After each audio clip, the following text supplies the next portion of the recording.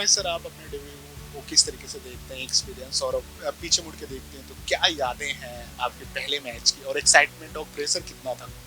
आ, जब मैंने सोचा नहीं था वो सारी चीज़ें जब आपकी लाइफ में होती हैं ना, तो आप कह सकते हैं कि इतना बड़ा सडन चेंज जब आता है तो काफ़ी कुछ चीज़ें चेंज हो जाती हैं। आपका थॉट प्रोसेस, आपकी लाइफ, आपकी ज़िंदगी और आपके जो कहते हैं ना सपने काफ़ी अलग और सटीक हो जाते हैं कि आपको आगे चल के करना है क्या। तो मेरे लाइफ में जब मैंने डेब्यू किया, उसके बाद मैंने जब इंडिया के लिए खेलना चालू किया, तो जब मुझे पता चला कि इंडिया खेलना मीन्स एक प्रायोरिटी होती है हर प्लेयर के लिए। आज के डेट में देखा जाए तो हर कोई सोचता है जब वो स्टार्ट करता है क्रिकेट खेलना, तो वो सोचता है कि मुझे इंडिया खेलना। जब मैंने ये खेला, पर जब आप फील्ड के अंदर घुसते हो, अंदर जाते हो, तो वो फीलिंग कहते हैं ना कि आप बाहर से नहीं फील कर सकते। जब आप वो खेलोगे ना, तो वो फीलिंग एक अमेजिंग फीलिंग होती है जब आप अपनी कंट्री को, अपने देश को रिप्रेजेंट कर रहे होते हो। और बट वो है कि उसके साथ साथ आपके ऊपर जिम्मेदारियां भी बढ़ती जाती हैं, क्योंकि अगर आप इंडिया के लिए सेलेक्ट हुए तो आपको अच्छा करना ज़रूरी है, क्योंकि आप इतने लाखों में कुछ 15-16 चुने जाते हो टीम के लिए, और उसमें आपको अच्छा करना है, तो आपके ऊपर हमेशा प्रेशर होता है। तो मुझे लगता है कि वो जो प्रेशर है, वो सिचुएशन है, और वो जो थोड़ा बहुत कहते हैं ना कि इन आउट चलते रहता है। कभी थोड़ा कहते हैं कि थोड़ा सा प्रेशर, थोड़ा टेंशन, थोड़ा रिलैक्समेंट, थोड़ा इंजॉयमेंट, तो वो सारी चीज़ें जब मिक्स होती है तो उसके बाद आप कहते हैं ना कि एक उभर के एक बेहतर खिलाड़ी बन पाते हो, तो उससे आप सीखते हो। तो वो चीज़ें थी मेरे लाइफ में, क्योंकि जब मैं फिर वहाँ से पलट के देखता हूँ, मुझे लगता है जो मुझे चांस मिला वो जो बाकी लोग थे उन्हें नहीं मिल पाया। तो मैं कोशिश ही करता हूँ कि अगर मुझे ये चांस मिला है तो मैं बेटर करूँ, अच्छा करूँ, और अपने देश के लिए और अपने आने वाली पीढ़ियों को उससे कह सकते हैं ना कि इंस्पायर करें। तो कुछ ऐसा करें कि जो लोग कहें कि हाँ, अगर मुझे चांस मिला तो हाँ, एक अच्छे फास्ट बॉलर को या अच्छे प्लेयर को चांस मिला है कि वो आगे देश के लिए अच्छा कर रहा है और सबको इंस्पायर कर रहा है। ऑस्ट्रेलिया टूर कौन भूल सकता है आपके लिए सबसे बेहतर? उस टूर के बारे में क्या आपके पास साथ मेमोरी है? क्योंकि वो जिस तरीके से आपने माइकल हसी और वो सबसे बेहतरीन बॉल आपकी जो थी ग्रीन टप्पे पे और मिडिल स्टंप उड़ गया था, उसको लेके आप बताएं, उस पूरे टूर को लेके क्या यादें हैं और क्या सीखा था आपने? आपका पहला टूर था। डेफिनेटली, क्योंकि कह सकते हैं कि इंडिया के बाहर मेरा फर्स्ट टूर था ऑस्ट्रेलिया, और इतनी बड़ी टीम के सामने और इतने सारे मैंने वर्ल्ड बेस्ट प्लेयरों के अगेंस्ट आपको खेलना था। ऐसा नहीं कि हमारी टीम में भी, मैं भी, मेन चीज़ तो मेरे लिए टीम में सेलेक्ट होना था, क्योंकि जो हमारे आइडल थे, जो हमारे सुपरस्टार प्लेयर थे, वो टीम में थे, उनके साथ खेलना, उनके साथ ड्रेसिंग रूम शेयर करना, वो एक बड़े गर्व की बात कह सकता हूँ मेरे लिए थी। उसके बाद फिर जब ऑस्ट्रेलिया के लिए मैं खेल रहा था, सो एक तरह से प्रेशर भी था, पर एक तरह की खुशी भी थी कि यार चलो मेरा डेब्यू हुआ, मैं ऑस्ट्रेलिया भी आया और इतने बड़े प्लेयरों के अगेंस्ट खेलना मिलेगा। अगर मैं यहाँ परफॉर्म करता हूँ तो डेफिनेटली मेरे लिए भी अच्छा होगा, और कोशिश करूँगा कि टीम के लिए अच्छा। और कहते हैं ना कि मेरे लिए एक बड़ी बात थी कि बाहर आके रिकी पॉन्टिंग हो गए, आप माइकल हसी हो गए, सबके अगेंस्ट आपको बॉलिंग करनी है, और इतने बड़े प्लेयर हैं, दिग्गज प्लेयर हैं, उनमें अगर आप अच्छा करते हो, सो कह सकते हैं कि मेरे लिए भले ही हम वो सीरीज़ हारे थे, बट मेरे लिए काफ़ी सीखने वाली सीरीज़ थी, और मैंने अच्छा भी किया। तो वहाँ से मेरी लाइफ है काफ़ी चेंज हुई, और एज अ टेस्ट बॉलर कह सकते हैं कि एक कहते हैं कि एक रिमार्क और एक फेस हुआ मेरा कि उमेश यादव आज के टाइम में मुझसे एज अ टेस्ट बॉलर उभर के आए हैं, जो शायद टेस्ट बॉलिंग में और टेस्ट क्रिकेट को आगे देखते हैं और अच्छी तरह समझते हैं कि कैसा होता है। तो मुझे लगता है कि हमारे क्रिकेट में वाइट बॉल ईजी है, बट टेस्ट क्रिकेट और रेड बॉल खेलना काफ़ी डिफिकल्ट होता है, जो कि आज के टाइम पे वो चीज़ कम होते जा रही है, क्योंकि जो प्लेयर्स हैं वो वाइट बॉल क्रिकेट पर ज़्यादा फोकस कर रहे हैं, पर रेड बॉल पे आईपीएल में आरसीबी, केकेआर, गुजरात के साथ में कैसा एक्सपीरियंस रहा आपका ओवरऑल आईपीएल में आपका? आईपीएल में एक्सपीरियंस सेम ही रहता है, क्योंकि फ्रेंचाइजीज चेंज होती हैं, सो लोग चेंज होते हैं। तो आप, मैंने वही बोला कि कोऑर्डिनेशन करना बहुत ज़रूरी है। कोऑर्डिनेट आप करते हैं तो सब कुछ ईजी होता है, बाकी कुछ सेम ही, आपको मैच ही खेलना है, बस सपोर्ट स्टाफ, कुछ चीज़ें, कुछ प्लेयर चेंज होते हैं, तो और बट यूजुअली वो ऑलरेडी आपसे मिले हुए होते हैं। आप जब पूरा टूर्नामेंट खेल रहे होते हो तो एक दूसरे से मिले हुए होते हैं, तो आपको इतना डिफिकल्ट नहीं होता। बट मुझे लगता है कि सारी फ्रेंचाइजी अच्छी हैं और सबके साथ काफ़ी मज़ा आया। रहाड़े कप्तान एक नए रूप में दिख रहे हैं, इतनी अच्छी हिटिंग लगा रहे हैं, तो रहाड़े 2.0 लोग खेल रहे हैं। एक तरफ अक्षर पटेल है, ऋषभ पंत है, इनकी कैप्टेंसी किस तरीके से देख रहे हैं आईपीएल में, और किस तरीके से आपका क्या टेक है इसमें?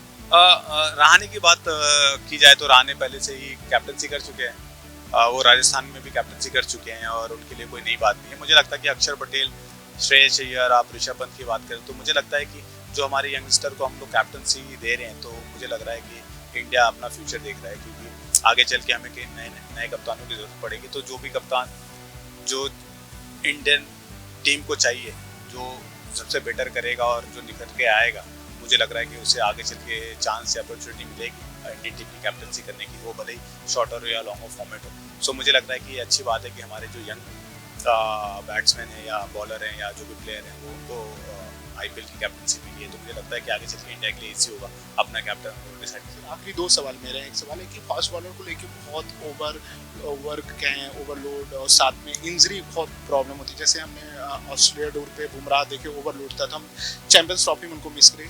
क्या आप एडवाइस देना चाहेंगे और किस तरीके से देखते हैं, किस तरीके से मेंटेन कर पाते हैं, क्योंकि बहुत रेयर होता है कि आप जैसे फास्ट बॉलर इंडिया में बहुत कम मिलते हैं।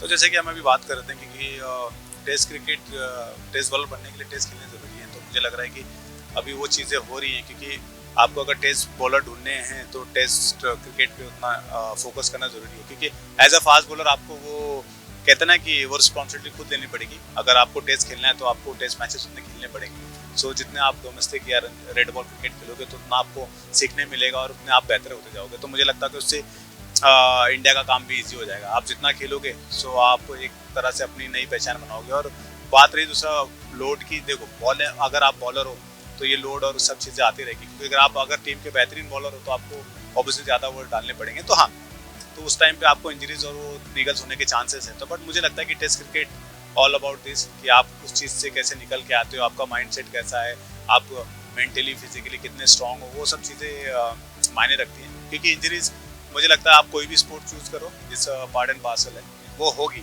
जब आप स्पोर्ट चूज करते हो तो आप सोच ही चलो कि आपको इंजरी होनी ही होगी। सो उस चीज़ से डरना है, जब होगी देखेंगे, बट जो हम बेस्ट कर सकते हैं वो करें। सलाइवा को बैन हटा है, किस तरीके से देख रहे हैं?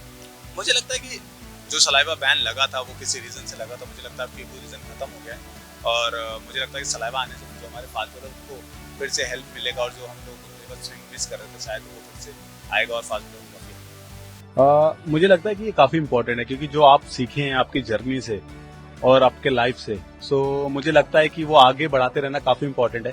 और मुझे लगता है कि जो हमारे देश का भविष्य है, अगर हमको उन्हें सिखाने का मौका मिलता है तो इससे बड़ी बात क्या हो सकती है आपके लिए। और जो चीजें हमने बचपन में देखी हैं, क्योंकि मैंने आपको बोला कि मैं अंडर एज क्रिकेट कभी खेला नहीं, क्योंकि वो चीजें हमें नहीं मिल पाई, क्योंकि मैंने कभी स्टार्ट नहीं किया, मेरे पास वो चांसेस नहीं थे।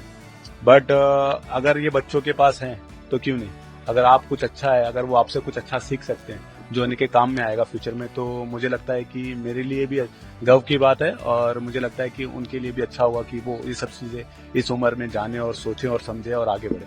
आप ये नहीं बोल सकते कि अभी कह रहे हैं कि T20 तो पहले से बैट्समैन डोमिनेटिंग गेम था, क्योंकि आप कह सकते हैं कि बॉल जो है वो 20 ओवर के अंदर ना रिवर्स होती है ना कुछ होती है। तो अगर बॉल पुरानी भी हो जाए तो आपको 2 से 3 ओवर मिलते हैं रिवर्स कराने में, बट मुझे लगता है कि बॉल उतनी खराब होती है। और उसके बाद जो रूल्स हैं, रेगुलेशंस भी हैं, उसके हिसाब से आपको बॉल डालनी है। और एज अ बॉलर आप जो कर सकते हो आप ट्राई करते हो, बट आप कहते हो कि कभी कभी जो चीजें हैं वो बैट्समैन के हक में है, बट आप वहीं पे देखो।